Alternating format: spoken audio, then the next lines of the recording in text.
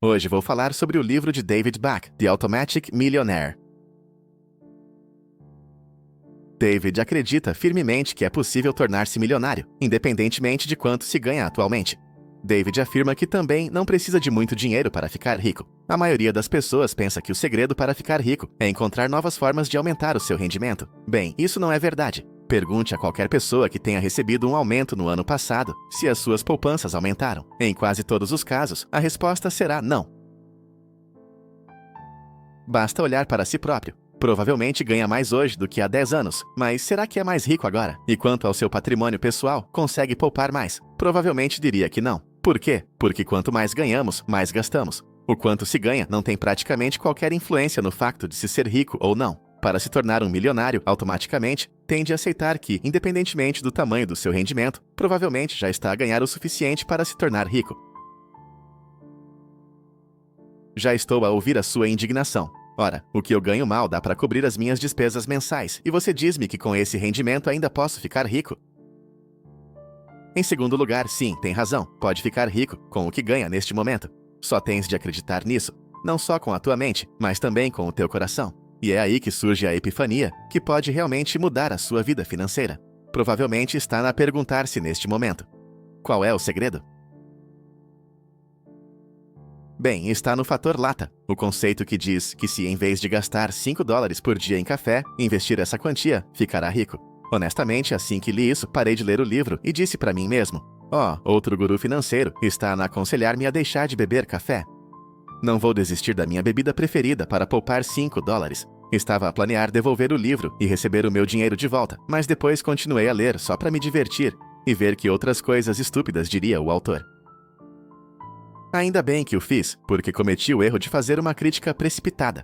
Descobri que o fator Let's não é realmente Let's como o seu nome pode sugerir. A razão pela qual se chama fator Let's tem a ver com a forma como o conceito nasceu. David conta que, num dos seus seminários, uma mulher se queixou de que o que ele estava a ensinar não se aplicava, pois mal tinha dinheiro suficiente para passar o mês e nem sequer conseguia poupar mais $5 para investir mais tarde. Depois de analisar as suas despesas diárias, David descobriu que ela gasta cerca de $5 todas as manhãs em café e muffins e outros $5 em lanches por volta das 11 horas. Assim, todos os dias gasta €10 às 11 da manhã e ainda nem sequer é hora de almoço. David pediu à mulher que adivinhasse quanto dinheiro poderia poupar para a reforma se começasse a investir metade desses $10. Ela pensou que seria algo em torno de $70 mil ou $80 mil. Após alguns cálculos, a mulher ficou chocada ao saber que se investisse $5 por dia, com um rendimento de 10% ao ano, na reforma poderia ter $1.200.000. O café e os scones diários custaram-lhe $1,2 milhões. Para ela, este foi um poderoso incentivo para mudar os seus hábitos. Assim nasceu o fator café com leite. Alguns de vós podem ter pensado que isto não se aplica a vós, porque não bebem café. E mesmo que bebesse, nunca gastaria tanto como ela num café com leite. Se pensa assim, não está a perceber. Tal como eu, quando ouvi falar pela primeira vez do fator café com leite. O que o autor nos diz é que não nos apercebemos de quanto dinheiro gastamos em pequenas coisas e de como isso pode mudar as nossas vidas se mudarmos um pouco os nossos hábitos. O seu fator café com leite provavelmente não é o café com leite, mas sim o dinheiro que gasta em água engarrafada, cigarros, refrigerantes, barras de chocolate, fast food, bilhetes de época e afins. Seja o que for, todos temos o nosso próprio fator café com leite. E todos gastamos demasiado dinheiro em pequenas despesas desnecessárias, sem nos apercebermos de quanto elas somam. O fator café com leite varia de pessoa para pessoa. Para si pode ser comer fora ou cigarros, enquanto para outra pessoa pode ser uma segunda casa ou um segundo carro que não usa. Dentro de alguns minutos explicarei como encontrar o seu fator café com leite. Mas primeiro vamos dar uma olhadela na tabela seguinte e ver como será um investimento de $5 por dia, com um retorno de 10% em 40 anos. Aqui está a quantidade de dinheiro que está a perder se não identificar e não se livrar do seu fator café com leite. Se quiser determinar o seu fator café com leite, basta controlar as suas despesas durante uma semana. Se isso for demasiado tempo para si, faça o mesmo durante 2 dias, mantendo o mesmo comportamento. Registre tudo, e quero mesmo dizer tudo, mesmo que algo custe apenas alguns cêntimos e se paga com dinheiro ou cartão de crédito. O autor aconselha vivamente a tomar notas em vez de guardar tudo na cabeça, porque os números escritos no papel darão resultados muito melhores. Este exercício permitir-lhe a ver claramente em que estamos a gastar o seu dinheiro, e é aqui que entra o nosso sim, mas. O que é isso? Sim, mas é o que as pessoas fazem sempre para encontrar uma explicação racional para a sua vida atual, e não para tomar novas medidas. Como é que sabe se é um seguidor da tática do sim, mas? Provavelmente é um deles se estiver a falar consigo próprio neste momento e a dizer o seguinte: sim, mas não estou a gastar dinheiro em nada. Sim, mas com a inflação e tudo o resto, $1 milhão não valerá muito daqui a 30 anos. Isso é uma falácia. Valerá mais do que pensa. E valerá certamente muito mais do que nada. Algo que lhe restará se não começar a poupar agora. Sim, mas nunca conseguirei obter um retorno de 10% do dinheiro que invisto. Bem, mesmo que consiga 5%, pode ganhar $500 mil, o que não é mal de todo. Sim, mas a realidade é que não vou conseguir. Poupando pequenas quantias de dinheiro, investi-lo. É preciso muito mais para conseguir investir. É preciso muito mais do que isso para poder investir. Essa é uma ideia errada. Atualmente é possível criar planos de investimento automáticos, investindo apenas $1 por dia. Sim, mas mesmo que eu encontre uma forma de poupar mais $5 por dia, não sei onde os investir. Bem, mesmo que não invista esse dinheiro, pode pelo menos usá-lo para pagar o seu empréstimo ou hipoteca mais cedo. Pagar um empréstimo com uma TAEG de 7% é comparável a investir em algo que tem um rendimento de 7%. Ou pode utilizar o dinheiro para criar um negócio paralelo. Para mim, pessoalmente, esta é uma das melhores formas de investir, porque o retorno do investimento é bastante elevado, e o autor recomenda investi-lo num fundo de reforma. O livro dá muitas dicas sobre como fazer isso, mas elas são principalmente para cidadãos americanos. Se estiver interessado em investir em fundos de pensões, faça alguma pesquisa para descobrir quais os fundos de pensões que são oferecidos no seu país.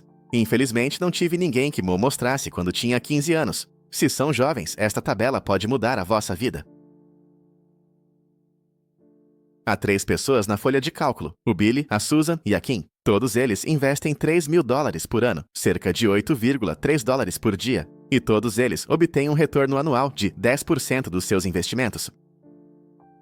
O Billy começa a investir aos 15 anos e investe durante 5 anos até aos 19. Depois deixa de investir e deixa as suas poupanças crescerem, sem investir mais nada. A Susana começa a investir aos 19 anos e investe durante 8 anos, até aos 26 anos. Finalmente, a Kim começa a investir aos 27 anos e continua a investir até aos 65 anos. Tal como a Susan e o Billy, investe $3 mil por ano, mas falo durante 39 anos. A grande questão aqui é, quem terá mais dinheiro aos 65 anos? Se pensa que é a Kim, uma vez que investiu o maior montante e durante mais tempo, está enganado.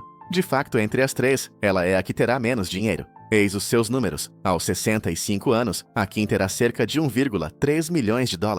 Ela investiu um total de $117 mil durante um período de investimento de 39 anos. Com $1,5 milhões, ela investiu $24 mil em apenas 8 anos. Finalmente, o Billy tem $1,6 milhões. Investiu apenas $15 mil num período de investimento de 5 anos. Como pode ver, o Billy foi o que investiu menos tempo e dinheiro, mas, apesar disso, é o que vai receber mais dinheiro. Por quê? Simplesmente porque começou mais cedo. Para resumir o que dissemos na primeira parte, falamos em encontrar o seu fator LAT. Depois de fazer o exercício, se quiser ir ainda mais longe e levar o seu jogo de dinheiro para o próximo nível, precisa de fazer mais uma coisa. Precisa de começar a pagar a si próprio primeiro. Provavelmente está familiarizado com este conceito, pois tem um vídeo separado dedicado a este tópico. Não vou desenvolver o assunto aqui. Vou apenas tentar explicar por que é que precisa de se pagar a si próprio primeiro. Nós, humanos, somos maus em muitas coisas, uma das quais é o planeamento orçamental. Fazer um orçamento é como contar calorias quando se está a fazer dieta. Faz-se durante alguns dias, talvez semanas, mas depois para-se. Por isso, se não fizermos um orçamento para nos pagarmos a nós próprios, é muito provável que acabemos por pagar a todos menos a nós próprios. O governo nem sempre recebeu uma parte do seu salário antes de ter a oportunidade de o ver. Por exemplo, até 1943, as pessoas recebiam o seu dinheiro quando o ganhavam e só eram obrigadas a pagar o imposto sobre o rendimento na primavera seguinte. No entanto, do ponto de vista do governo, este sistema tinha uma falha. As pessoas simplesmente não conseguiam fazer um orçamento suficientemente bom para ter dinheiro de reserva suficiente para pagar os seus impostos na primavera seguinte, quando chegasse a data de vencimento. Há anos que se aperceberam que as pessoas não sabem fazer orçamentos e, por isso, o governo criou um sistema para garantir que os seus impostos fossem pagos primeiro. Não só organizaram os pagamentos desta forma, como também automatizaram o processo para evitar potenciais problemas. O Estado arranjou uma forma quase perfeita de garantir que receberia sempre o seu dinheiro, sem quaisquer mais ou cés. Agora precisa de fazer a mesma coisa. Precisa de criar um sistema que garanta que é pago. Um sistema em que se paga primeiro a si próprio. Aqui chegamos ao ponto mais importante, a automatização. Ainda bem que o autor também fala sobre isto. Não importa quanto paga a si próprio, ou onde investe o seu dinheiro, faça-o automaticamente. É difícil exagerar a importância da automatização. As duas coisas mais importantes a aprender com este vídeo são: 1. Pague-se a si próprio primeiro, e 2. Faça-o automaticamente. Não é suficientemente disciplinado para o fazer todos os meses, é apenas um dado adquirido. O autor diz que em 9 anos, viu muitas pessoas que tentaram fazer isso manualmente, confiando na disciplina. Por fim, gostaria de dizer algumas palavras sobre o livro em si. Tem bastantes conselhos práticos, mas alguns deles só se aplicam a cidadãos americanos. Gostei muito do exercício do fator lata, dos capítulos sobre como pagar a si próprio primeiro e sobre a automatização. Há uma coisa de que não gosto, não só neste livro, mas em muitos outros livros de finanças pessoais. O facto de se centrarem demasiado na reforma e de falarem de como a vida será óptima quando finalmente se reformar, aos 65 anos com $1 milhão. Além disso, não sei se terei saúde suficiente para usufruir desse dinheiro aos 65 anos. Gostaria de ver mais livros financeiros que falassem sobre como ficar rico quando se é jovem. Não me interpretem mal. Não estou a dizer que investir na reforma a longo prazo é mal, ou que não se deve fazê-lo. Pessoalmente, também o faço, mas não me baseio exclusivamente nele. É uma coisa útil, especialmente porque não requer muito esforço depois de o estabelecer e começar a trabalhar para si. Mas sei que a maioria das pessoas que está a ver este vídeo não precisa de o fazer, e isso é perfeitamente normal. Muito obrigado por assistir.